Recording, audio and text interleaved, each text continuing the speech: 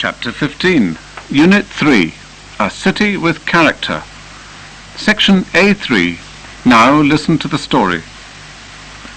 When Mary bought some books about Phnom Penh, she found out some more interesting historical facts. For example, she discovered that when King Norodom originally chose Phnom Penh as his capital in 1863, he lived in a small, simple building made of wood and bamboo.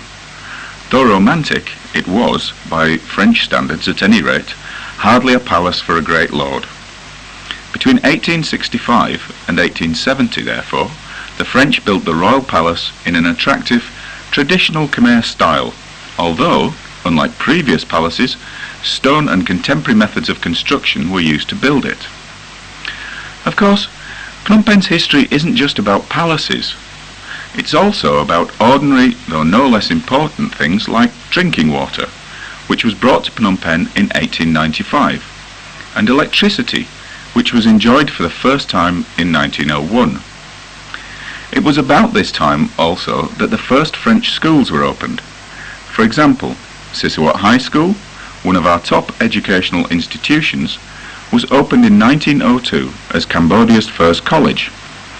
About 10 years later, the National Museum, originally called the Albert Sorot Museum, and the College of Fine Arts were built next to the Royal Palace. Phnom Penh continued to grow fast. In 1929, the Monivong Bridge was built across the Bassac, and between then and 1935, many low-lying areas that had previously been filled with water were filled in with soil pumped up from the Tonle Sap. In this way, new land was created for new buildings, like the railway station, which was opened in 1932, and the new market, which was built between 1935 and 1937. By 1939, the first industries were producing goods, and Phnom Penh had grown into a city of 108,000.